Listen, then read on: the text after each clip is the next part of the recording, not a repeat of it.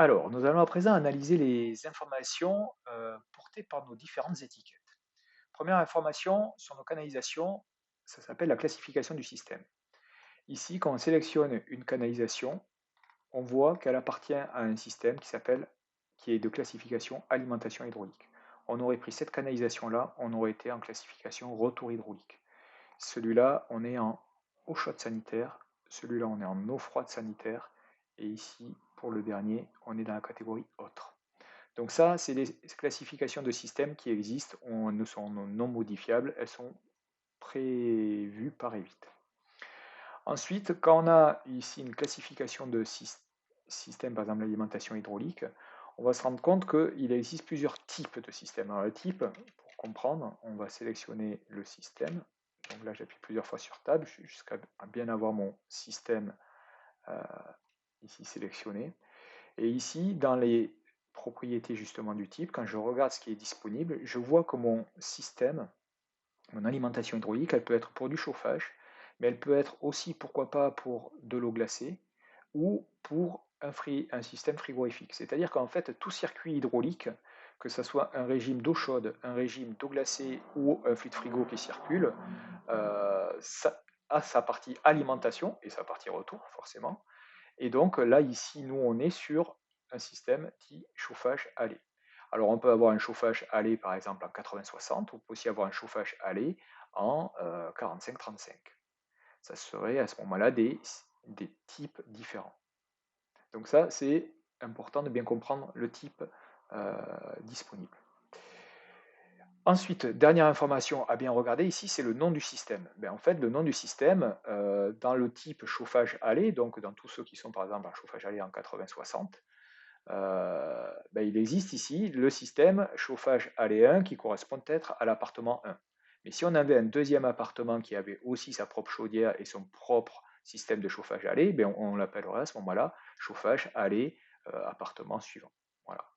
Donc là, ça, ce sont des informations importantes pour bien structurer tous nos réseaux. Là, sur un petit exemple comme ça, c'est facile, mais sur un bâtiment où il y a beaucoup de circuits différents, ça permet de bien les structurer. Information suivante à présent, ça concerne les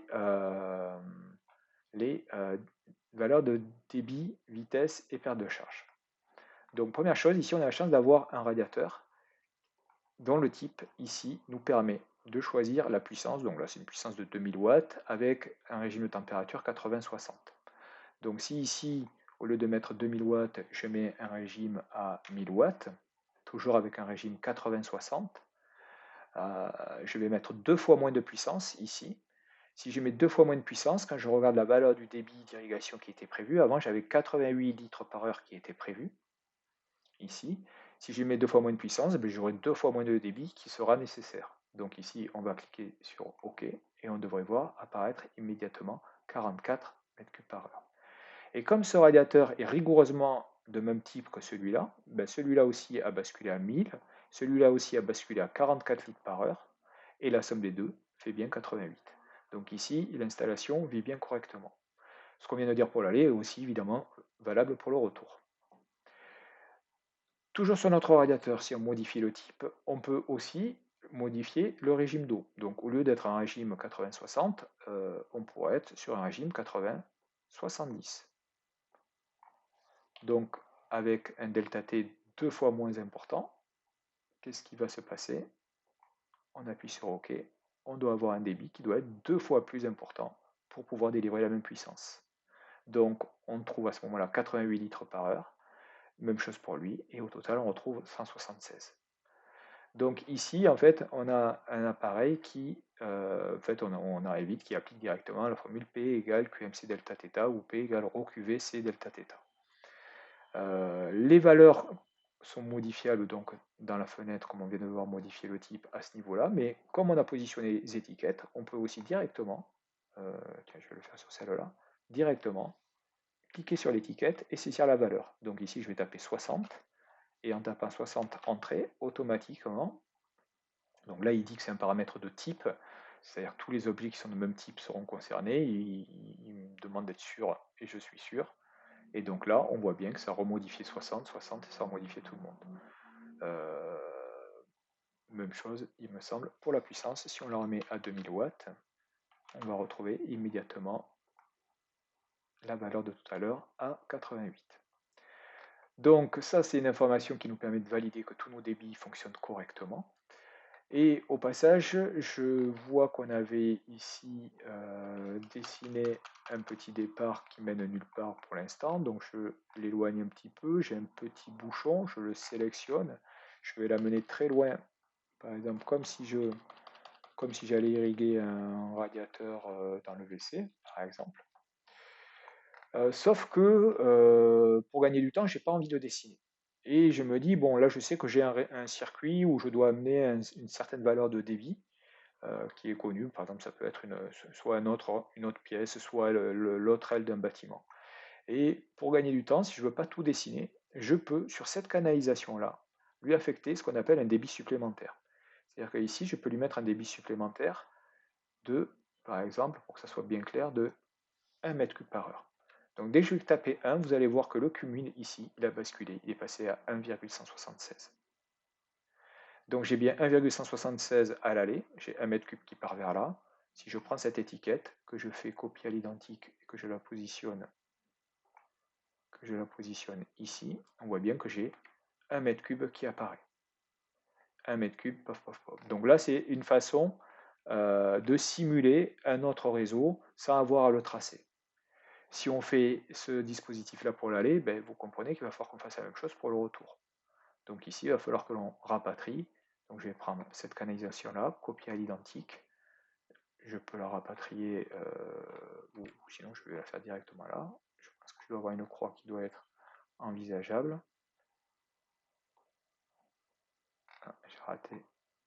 Il faut que j'ai, voilà, dessiner une canalisation. Et là, je vais la faire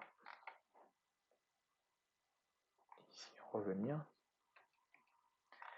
Et c'est sur elle maintenant que je vais affecter le même débit de retour, le débit supplémentaire, pour que la chaudière, tout se passe correctement. Et là, hop, on va voir 1 mètre cube par heure appliqué. Alors, là actuellement, j'ai un conflit, effectivement, on voit que j'ai 0. Pourquoi? Parce que cette canalisation, je ne l'ai pas fermée. Donc ici, je vais cliquer sur la sélection, mettre le curseur et ici, fermer l'extrémité ouverte. Et dès que je fais ça, maintenant, il va bien me calculer le débit cumulé.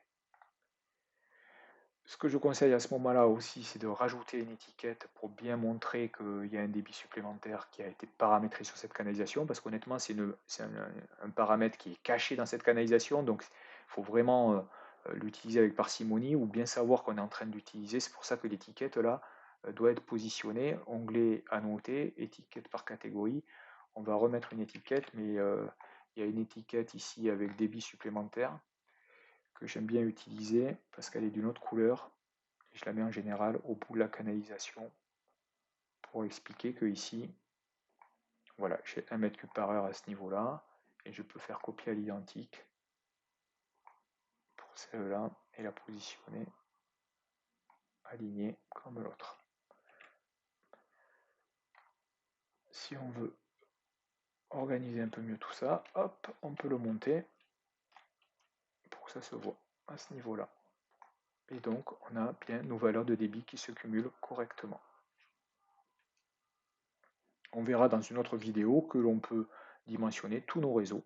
Là, actuellement, rien n'est dimensionné, c'est-à-dire qu'on n'a pas travaillé sur les valeurs de vitesse et de perte de charge.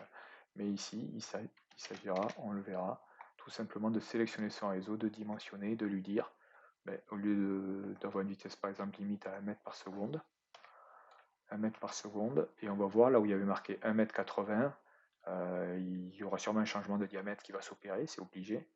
Et ici, il devrait y avoir un changement de diamètre qui s'opère parce qu'on est actuellement à 2,12 mètres par seconde. Donc ici, on fait OK. Et on voit qu'effectivement, il est passé en DN22 et ici, il est passé en DN28 pour arriver à distribuer tout le débit dans les émetteurs. Et on pourrait faire la même chose pour le retour. Voilà, j'annule. C'était juste pour montrer que la fonction, évidemment, nous permettra de très rapidement dimensionner le réseau.